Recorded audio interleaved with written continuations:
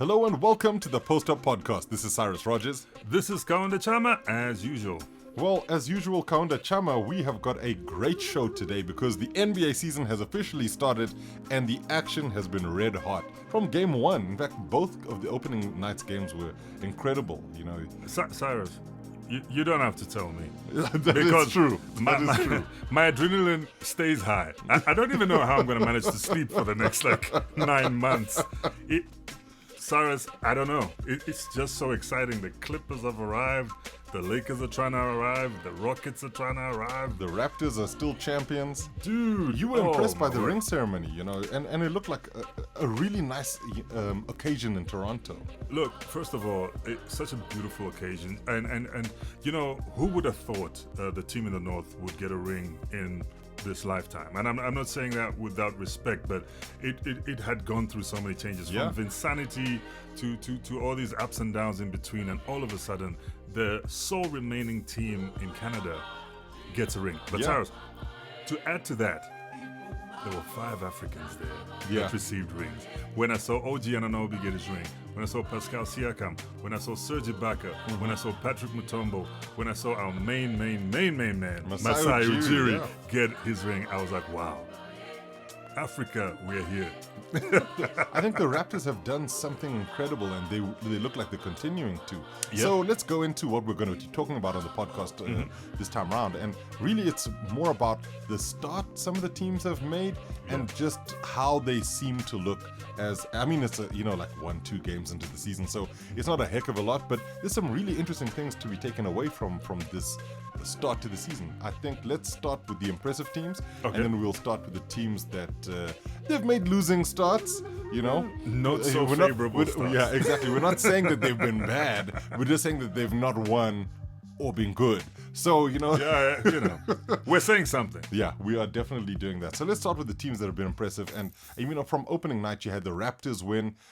They really look good against the Pelicans. And then you had the Battle of LA, with the Lakers facing off against the Clippers. Look, going back to the Raptors, I think they've still got that championship swag. Yeah. I mean, do you see Serge when he walks onto the floor? You know, you can tell he's a champion.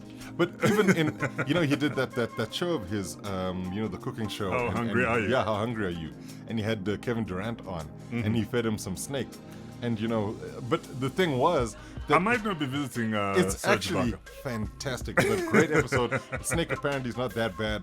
And he says, look, because I know you're not a snake, but people call you a snake, KD, so you're going to eat snake. Yeah. So that's why he made it. But the other thing was, he talked about that champion swag. He kept talking about it. He says, hey, you got to put some respect on our names now, you know? Yeah. I'm a champion.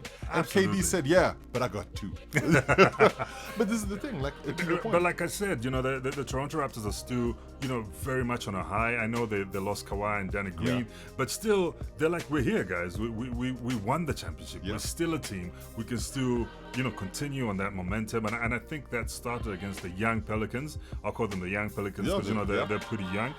Was a great, you know, like morale booster to, like, you know, welcome back to the great way to start the season. You don't want to start with a loss, you know, after winning everything. That's what the Warriors have done a couple of times. You know, they win the championship, then they get back to Oracle, or at least it was Oracle before, and that opening game of the season wasn't always a pleasant one. Well, they've always had that sort of semi-opening game curse. You know, that's true. Especially when it's at home, it was always that, oh man, almost there.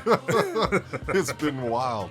But Cyrus, where are you impressed at the young Pelicans? I know I was always going forward and saying, you know, yeah, the Lakers got rid of that young core. Yeah, okay, Williamson mania or Zion mania is that thing. I questioned Jaleel Okafor. I questioned. You've been a hater. Well, kind of like, you know, so a questioner. I've been a questioner. You'd be the worst Batman villain ever. The questioner. The questioner. Riddle me? No, don't riddle me. Question me Just this. question me this. No, Cyrus, like, when you look at that young core, right, and I know they didn't win the game because, you know, the Raptors, you know, came out guns blazing, but do you see some promising signs there? Oh, most definitely. And with Alvin Gentry at the helm, I think he's going to try and coax the best out of a lot of these players. And a player like Brandon Ingram will have a lot on his shoulders at the moment because, yes, there have been expectations and he didn't live up to those in LA. So why not do it in NOLA? You know, New Orleans is the kind of place where they really get behind the team. there is no Zion Williamson for a while because of the injury. So people have got to step up. And guys like Lonzo Ball, Josh Hart, Brandon Ingram, Jaleel Okafor, Jrue Holiday, all of these guys have got a heck of a lot of responsibility now. And I like the way this team is composed. I actually like the way they played too. But I think the one thing that is most important to remember is that the Raptors were just better than them on the day. Way better. Night, right? Yeah. But you know one thing, and I'm stepping out on a limb here, and I'm being hopeful. I'm being hopeful, Kaunda here. I hope a coach like Alvin Gentry can make a Brandon Ingram, and I've been wishing for this, as close as possible to a Kevin Durant. Whoa! Just based on the body posture and you know the length of the guy. That is generally the hope. I think people want to see this talent that he has really come to the fore. But I think we're also being diverted here because we've got to talk about the impressive teams. Yes, the Pelicans look like they could have something, but they did lose. We're looking at the sort of winners here. The Raptors were impressive. Pascal Siakam dropping 38 points. He's just a phenomenon. I mean, I said I believe he's going to be an all-star. I stick by that. He's going to be an all-star this season. And it's going to be the beginning of even greater things to come, having already won a championship. Absolutely. Cyrus, you know the kind of swag, we go back to that word swag, that I'm seeing in Pascal Siakam. It's that swag that Joel Embiid got just before he became an all-star. Yeah. You know, he now knows how to play the public eye. He knows how to be very swaggerlicious, if you will, on the floor, off the floor. Using his body in the right way. In the right way, and just being on the socials in the right way as well. And I think people, gravitate towards that. And I think on top of all that skill that he's got, his personality is coming out. And I think that's going to make him an all-star. Yeah, in fact, you wrote an article recently on Give Me Sport NBA about how Pascal Siakam could actually become the face of the Raptors franchise. I agree with you. No, I think he will, and that's just his destiny. I think this is one of those stories that couldn't have been scripted any better. Yeah, that is if true. you just wrote it on purpose. That is true. Or even if he was lying in his bed in Cameroon and thinking about going to the NBA, this is the dream. Yeah. Once upon a time, he wanted to be a Catholic priest, but hey. Now here he is, blessing people on the court. He meets Luke Mbamute and the rest, as they say, He's a champion now. He is a champ. And on to bigger and better things. His contract, his max contract, 130 million over 4 years. Over 4 years. That is impressive for a young fella. And look, we love you, Pascal Siakam. We hope that you go from strength to strength. Our next team to look at is the Milwaukee Bucks. In fact, why am I even doing that? Let's go to the LA Clippers. Yes. Because obviously it's the opening night. We want to keep that all together. And I think the Clippers, if any team in the NBA has laid down a marker about just how good they can be, it's the Clippers. Cyrus, their starting five is fantastic. Their bench has got depth. It's like the Atlantic Ocean or something. Yeah, the coaching staff is stacked. Is there. They got Doc Rivers, championship-winning Doc Rivers. Yeah. And their assistant coach is also a championship-winning Tyronn Lue. So what more can you expect? And then you've got multiple champion-winning Kawhi Leonard at the helm. And you got yet to be a champion Paul George.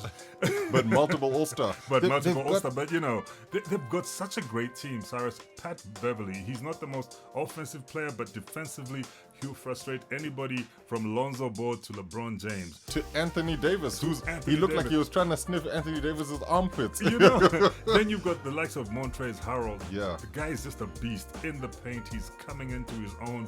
You got multiple Sixth Man of the Year winner, Lou Williams. Cyrus, need I go on? No, you really shouldn't. I mean, you're just doing a roll call, this right? This Clippers franchise is looking impressive. All things being equal, I'm worried about my Lakers. I'm telling you. And at this moment, you should be. Because there seems to be one team in LA who's hit the ground running, and that's the Clippers. I mean, I think the other thing about this, though, is yes, we know the Lakers will definitely improve. Yes, they'll win lots of games this season. I think Anthony Davis is going to be an incredible player for them. But I think the Clippers just look like a locked-in unit. What they did to the Warriors was unbelievable. It was so impressive. Look, to be honest, that's a broken Warriors. It is. There's no question. There's no Klay Thompson. There's no Willie Cauley-Stein. After that win against the Lakers, to then go and do that on the road at the Warriors says a lot about where the team is already. No, Cyrus, I'll let the Warriors off at this one. because I know the Warriors. Okay, when the Warriors at full strength, you can't do that to them. Not on any. As a Warriors fan, I'll gladly take that. But let me also be a realist here and say, yes, that might not be a full strength Warriors. Yeah. But I think even when you have Clay back with Draymond and Steph, there's a lot of holes in that team, and I don't think D'Angelo Russell's going to fill too many of those. Nor is Marquise Chris. I think there's a lot of work. You've got Willie in the paint. Willie Cauley-Steiner, I do think that he'll definitely add a lot to the team. Yeah. We had Kevon Looney there, and, it didn't really stem the tide. And I think the thing is, yes, the Warriors played a really good Clippers to open the season, and it made them look horrible. Okay. Obviously, this is not the finished article. Steve Kerr says fans have got to get used to the reality of what the Warriors are now. Yeah. This is what it looks like. But I do think that there's going to be more to come from them.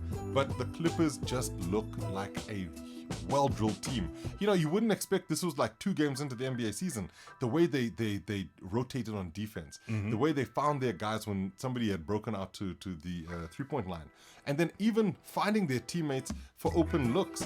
They were just so good. The ball movement, the way they worked together, the way they worked for each other. Yeah. This team has got championship written all over it. Absolutely. And they did that without their other all-star, Paul George. Yeah. That's the scary part side. They've assembled, the Avengers would be jealous. Yep. Because the team they've assembled here is ridiculously good. So I think the Clippers, very impressive. I mentioned the Bucks and I spoke out of turn because I mentioned them too early. But the Bucks were great against the Houston Rockets. And Giannis Antetokounmpo, he might go back-to-back MVPs here. Woo. If he carries on this form, because he's added those other elements to his game that they said if he adds those things. Long range shooting. I saw that shooting. range. Yeah, I saw that range, and it's comfortable. It's not like he was forcing the shots either. He was just comfortable with that stroke, and I think maybe he spent more time with Kobe, or I don't know who he spent the summer with. He's doing the work. He put in the work, and the results are showing, and it's impressive, Cyrus. There's nothing worse than when you're like a great player, if you will, but you're just missing this piece. They're like, if only he had that jumper. Exactly. If only he had more rebounding, and then isn't you it work insane to say that about the MVP? You're saying if only the MVP, the most valuable player in the league, had more to his game. And then here it is. Well, we also said something similar to the Rookie of the Year at one point, didn't we? Yeah. If only Ben Simmons had a jumper, And there's still time. Ben, you best get to shooting.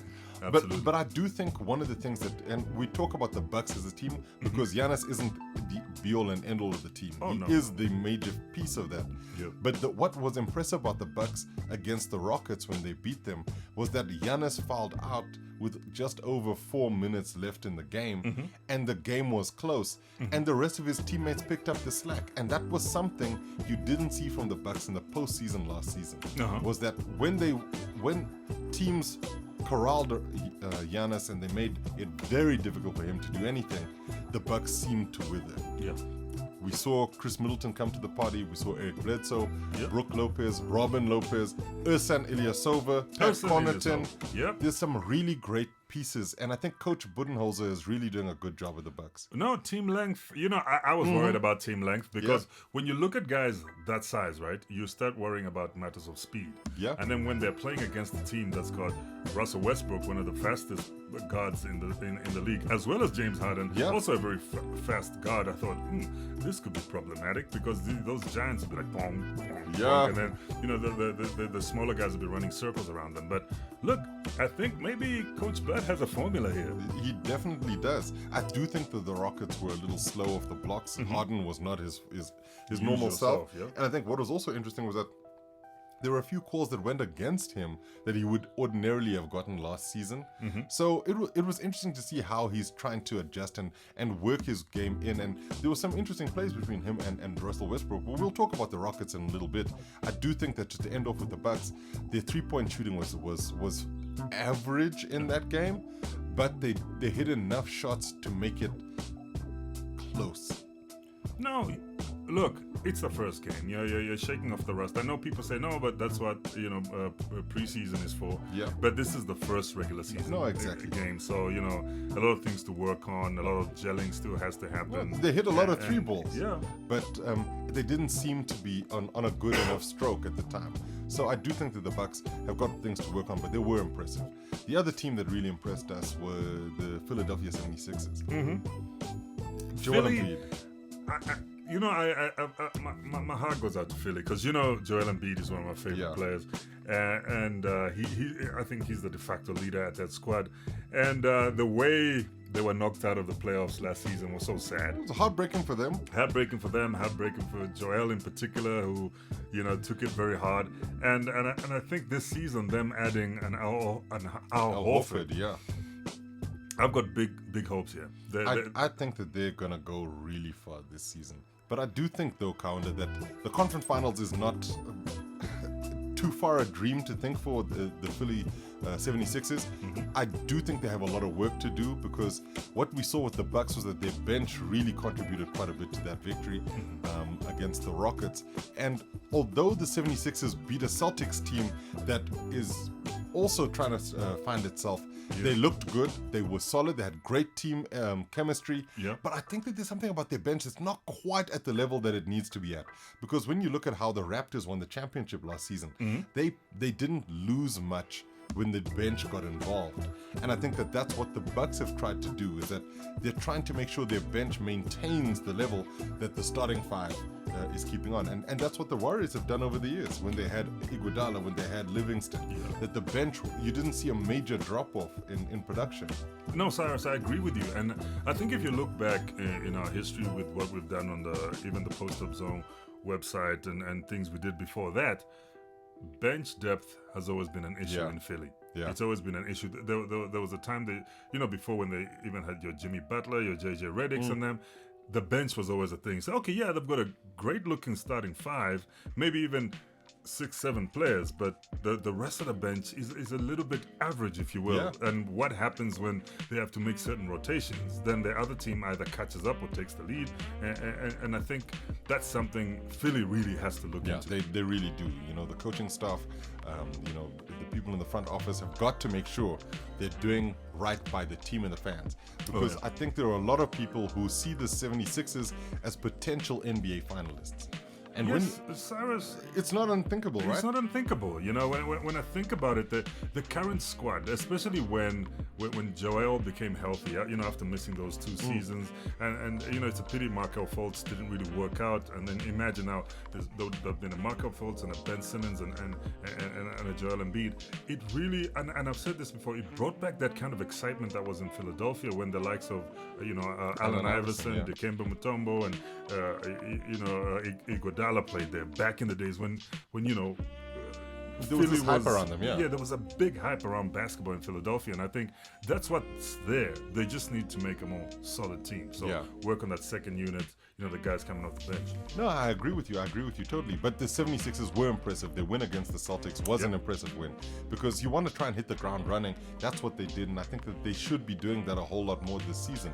For me, the last team that impressed, and not to say that the other teams weren't impressive, but in terms of what we're going to talk about in the podcast today, was the Denver Nuggets. The Denver Nuggets. They Your had second adopted team. Yeah, I think, look, I've had a couple of adopted teams. Do you have a Denver Nuggets t-shirt? You know this. Sent live and direct from Colorado. Denver. I've got a friend, shout out to Sensei Tate, who bought me this Denver Nuggets t-shirt, and I'm a rocket. Yeah, no. Mile High City. No, you are such a Denver Nugget fan. I like what they're doing. If I find you in a Millsap jersey, I will not be surprised. But look, on a serious note, Nikola Jokic. Yeah. Let's talk about this guy as a centerpiece for this team. He is, when you try to put it in words, it's really tough because he is everything that Joel Embiid is without the acclaim sometimes. Yeah. Yet, he was the 4th in MVP voting. People see what he does. His passing ability is better than Embiid's, and that's really the key differentiator here. Also, he shoots the 3-ball really well. Absolutely. I mean, Jokic is the kind of piece you want in the modern basketball team. A big man who isn't necessarily the most mobile, but is able to do so much on both ends of the court. You want him to do a little bit more on the defensive end, because I don't think that he contributes enough there in terms of being a presence. He's got the size, definitely, but he's not necessarily blocking as many shots as he could do.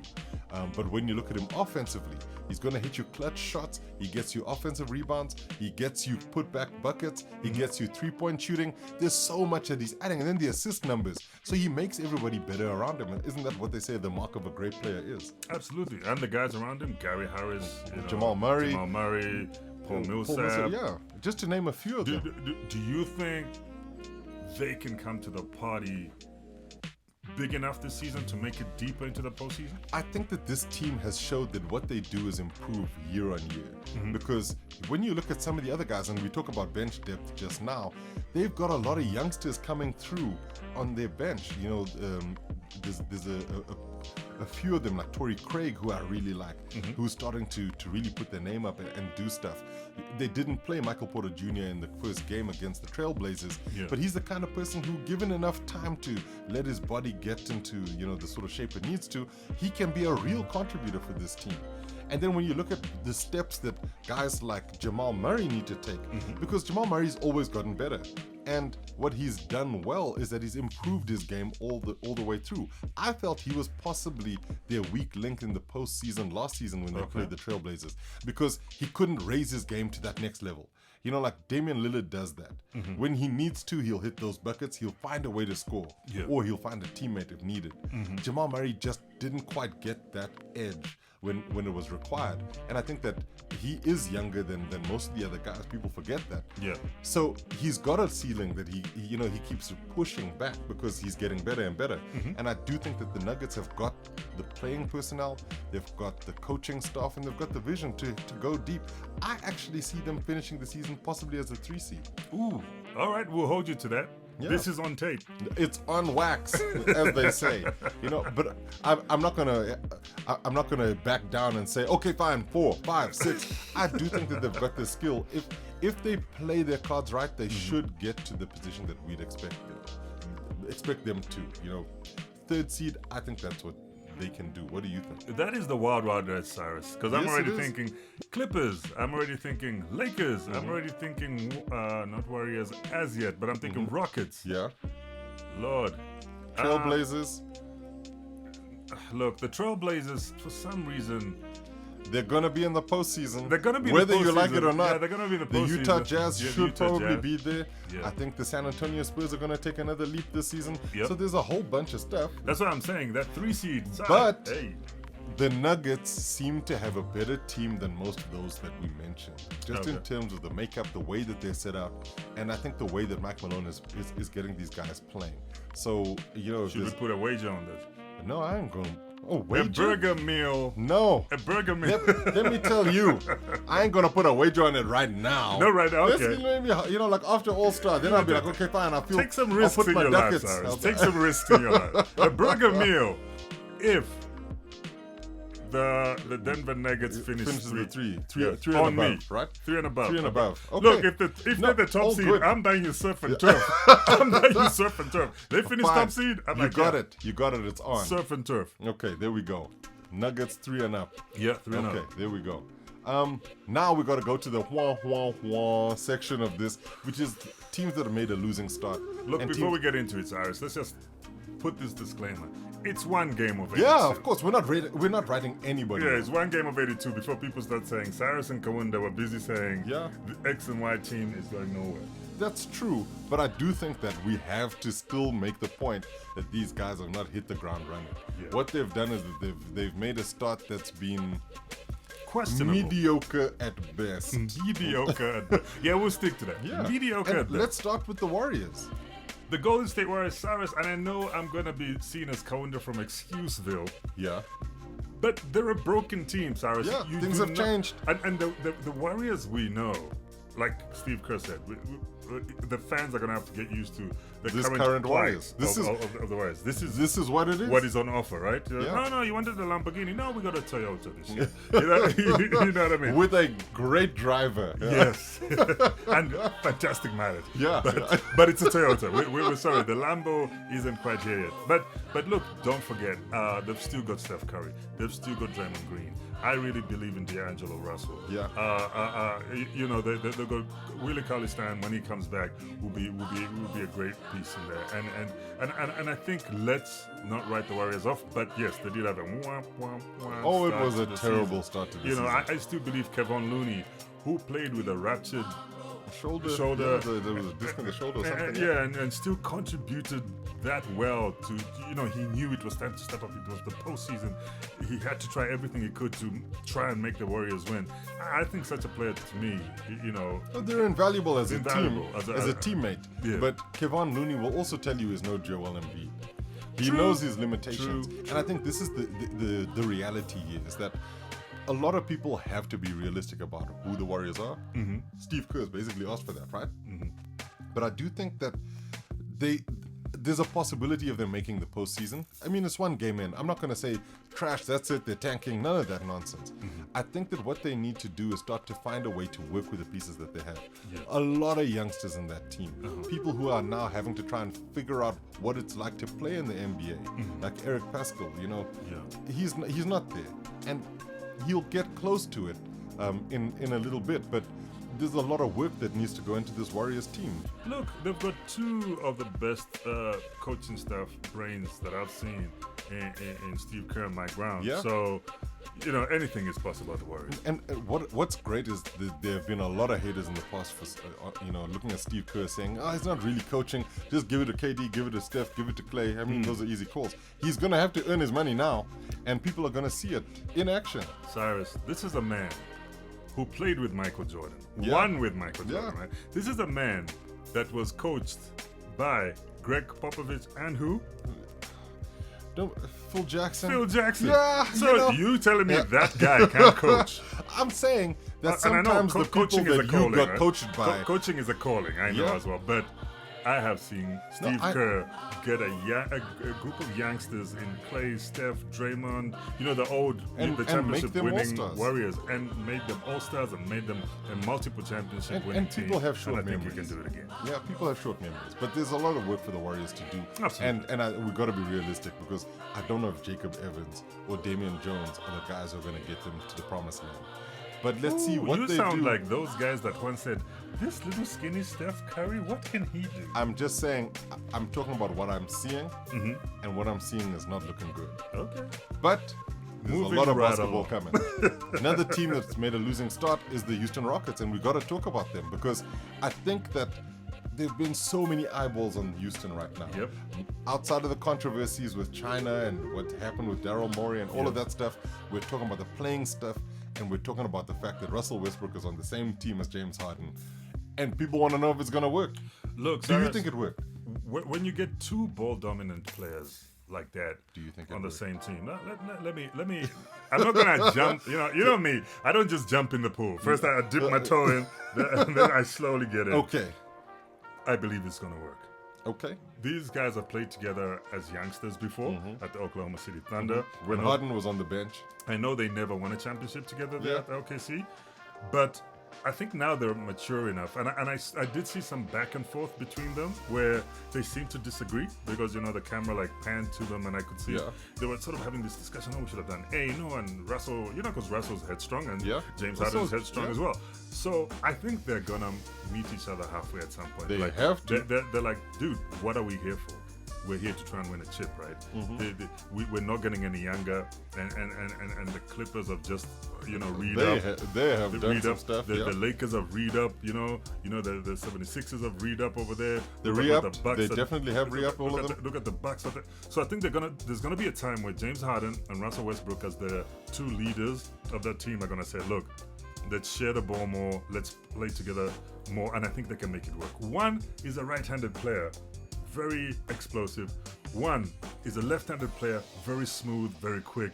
can hit from anywhere, 3-point, he can drive in, he draws contact very well. I think that formula can work, Cyrus. Well, from what I saw, it definitely looks like it's going to be good. I do think though that there are some issues on the defensive end, and they were just cleaned up when it came to rebounding by the Bucks. Smaller teams might not necessarily give them as many problems when it comes to the glass. Yeah. But I do think that they've got the scoring prowess, right? And the other thing, Cyrus, we should remember, unlike most other teams, the Rockets have been in that form for quite a number of seasons. Yeah, they've got a few, a lot of returning players. They've got a lot of returning players. Yeah. You know, obviously the likes of Trevor Ariza and them have gone, but Ryan Anderson has come back. Yeah. PJ Tucker, Eric Gordon. Eric Gordon. So you know, Clint Capella. So Yeah. that chemistry, I think, is still there. They just need to turn it up a notch. That is true, and I like the addition of Thabo Sefolosha. He gives them some defensive prowess, and he's then now trying to develop his shot as well. Absolutely. Because I think they're a 3-point volume shooting team, so that's what you get when you are the Rockets.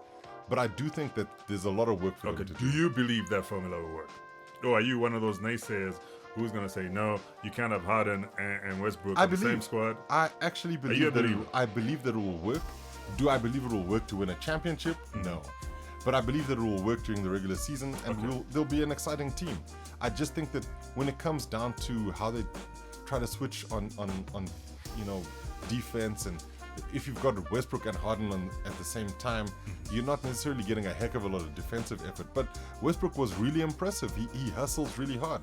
I think the Rockets are just between a rock and a hard place. See what I did there. And I think that they'll come out on the other side. But it's only one game in. We've got to make that. It's 1 of 82, Cyrus. So 1 of 82. Let's move from Houston back to LA. Let's talk about your Lakers. What did you think? I mean, look, I'm a believer in the Los Angeles Lakers. You know, I'm a big LeBron fan, and I'm also a realist. I know these are LeBron's latter years, right? Yeah. And now they've brought in a young buck in the name of Anthony Davis to, sort of like help him bow out gracefully, if you will. I guess. And I think that 1-2 punch is working because when LeBron rests, Davis can still keep the pace, and when LeBron is there, he plays a sort of point guard position. Yeah. And I saw in that game 1, they're playing a lot through Anthony Davis. Why? He's big, he's strong, he's athletic, and he's young. And he's hard to stop. Unless you're Patrick Beverly, who's hanging on to everything. Like if you're going up with me. Well, but he's smooth. Anthony Davis, and I think that the good thing is, having only played in New Orleans, in NOLA, he's never had a stage this big. And I think he recognizes that, and he's ready to shine.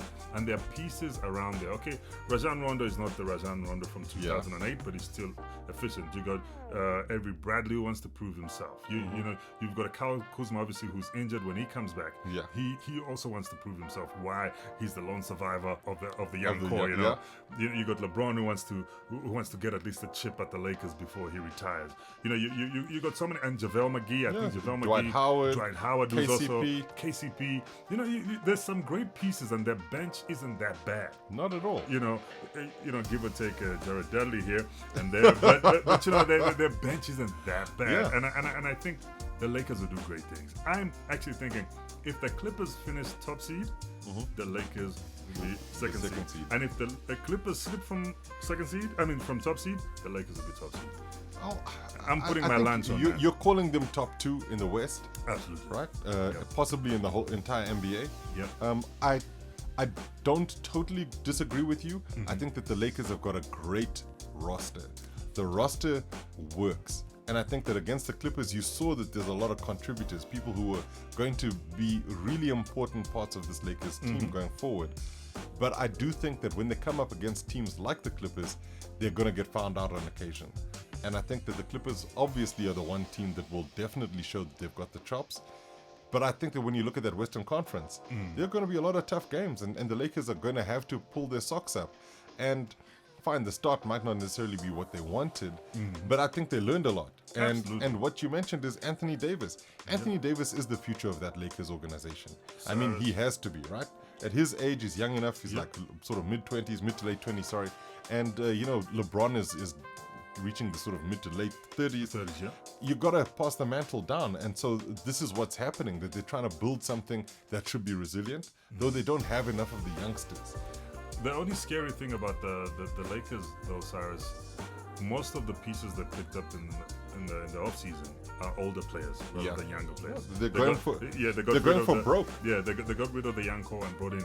If you look at your Dwights, you look at your JaVales, you look at your Rondo, Avery Bradley. All Bradley's not. Bradley is relatively young, but if you look at those other pieces, they're not that young, and I think they know that the future lies in the hands of one Anthony Davis, and I think he has what it takes to lift them up. I agree with you because I always love AD, but do you want the Lakers to become the Pelicans again? That's also the danger of what happens going forward. They cannot become the Pelicans because when Bron goes and the other old guys go, who do you fool with? Kobe showed that at some point that star player stops being that star player, and unless you have the right pieces around them. And I think that's what they're trying to avoid with Bron. That's why they brought in AD, because Bron was going to be Kobe again. It was going to be that guy who was very great once upon a time. He's still great, but the body is aging, and things then happen. He's holding on to his legacy and so on and so forth. But now they can see that no, we don't want to do the Kobe thing again. We need a handover of power that happens gradually. No, and I think the chemistry is there. I'd say they've got 2 seasons for this current Lakers iteration to win a chip. If they don't, they're gonna have to change it up. They're gonna have to do a complete overhaul. I don't think Los Angeles is always I don't attractive. think they're scared. I don't think they're scared of doing complete overhauls. But anyway, we'll move from the Lakers to the Nets. With the Brooklyn Nets, they lost their first game, and man, it was a bit heartbreaking for them because Kyrie Irving goes and drops 50 points in his debut, a record. Breaking debut point scoring, 50 points. Cyrus, I'm shaking my head. It was insane. I was so happy with the way Kyrie played, but I think the rest of the team needed to pull up their socks. I mean, I expected a lot from Caris LeVert, your Spencer Dinwiddie's. I expected more from those guys. They contributed, but it wasn't to the level that they needed to win. Right? Because imagine had Kyrie scored 20 points. Well, I mean, at one point, that was where they were, Had he scored 20 points, he had to go 50 for them to look halfway decent. Yeah. There was a time I was actually almost sending you a message saying, where Brooklyn at? Where Brooklyn at? They're still doing their great hip-hop intros when they're welcoming everyone to the court. But Cyrus, look, the Brooklyn Nets, I think... Let's face one fact: they're not going to see KD this season. Yeah, even Durant has said that. Yeah. They're not going to see him this season, and I think this game just showed Kyrie Irving how much work he has to do. Kyrie Irving always wanted to be a leader. Reason why he left the Cavs in the first place and went to the Celtics. That went a little bit funny because the season that he was injured, the younger players did well. When he came back, things happened. Kyrie wasn't happy. Kyrie wasn't happy. Left and went to Brooklyn. He grew up in New Jersey, so he was a New Jersey Nets fan, which has now become the Brooklyn Nets. So he's basically at home, right? And I think now he's got to lead at home. There are no more excuses. Where else is he gonna go? At this point, he's chosen his team. And I think it's a great test for him. His leadership qualities. I'm not saying he failed at being a leader. Sometimes it's not you, the leader, that fails. If your followers don't want to follow, then you're going to be leading yourself, right? I get you. And I think Brooklyn is a great place. I think they respect him there from what I've seen so far. And he's coming at a nice time. But this season is really going to test him before KD comes back and says, okay, I'm going to take some of that weight off your shoulders. Off your shoulders. But this season is really going to be a test for him. And I think seeing what they did last season, he has got... Because he's basically a better D'Angelo Russell. Yeah, right. No, so they've upgraded hugely at point guard. So he can take them as far as D'Angelo Russell took them that season, right? But I think, and this is where they're gonna have to be very careful, because D'Angelo Russell's game was basically about teamwork. You can't do the pick and roll if you don't have somebody who's actually working with you.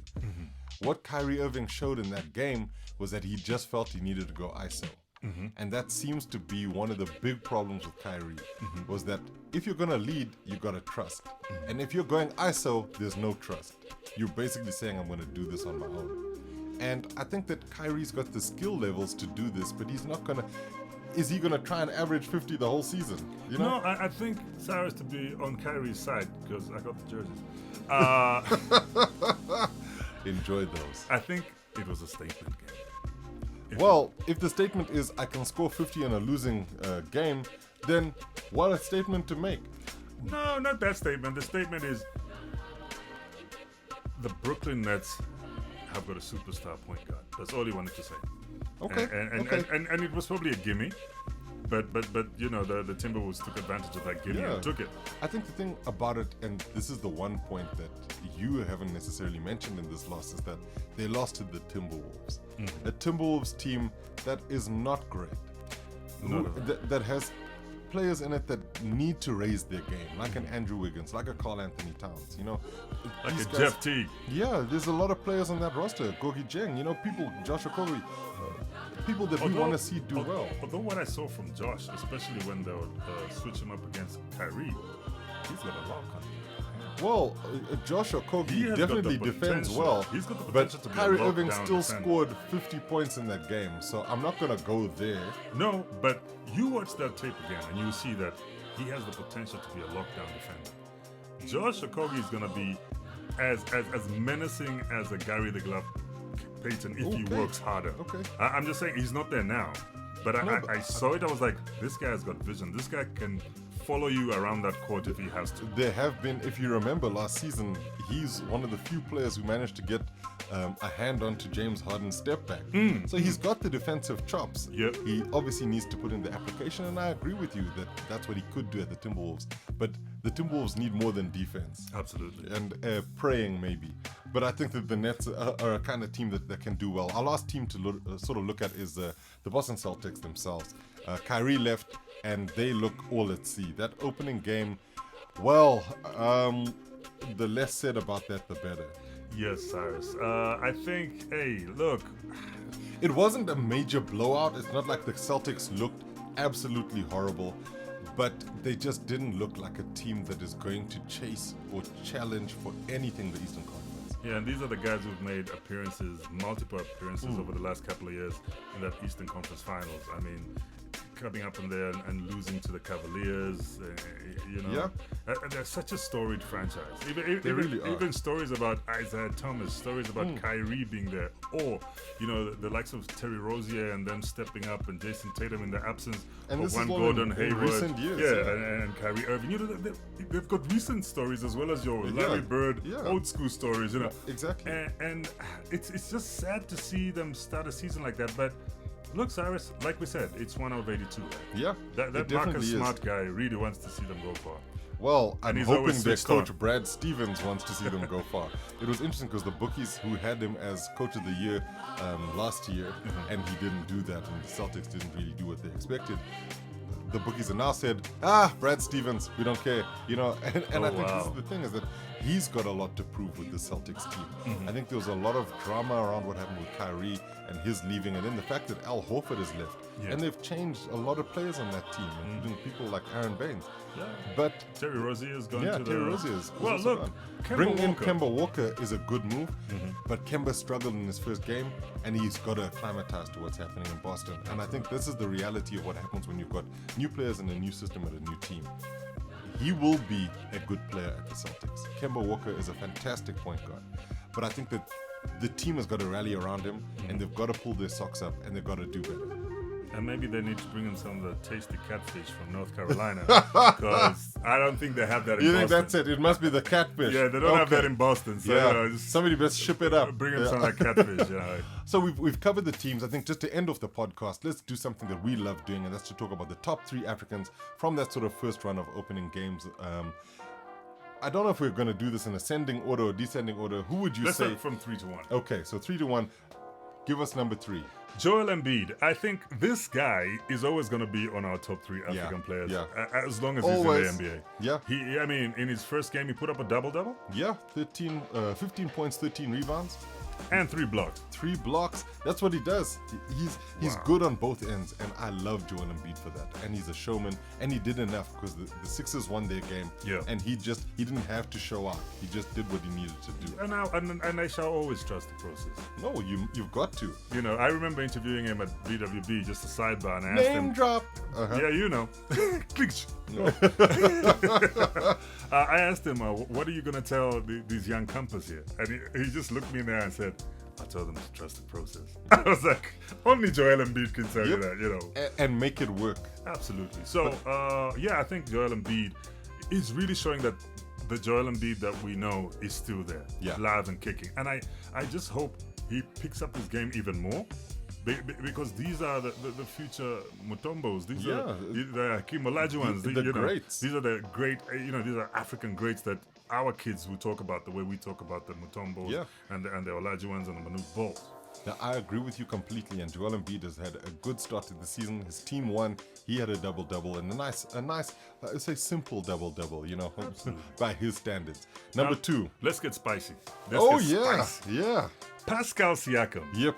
First of all, this young man had a killer first game in the NBA Finals last season and managed to help push his team to lifting the Larry O'Brien Trophy.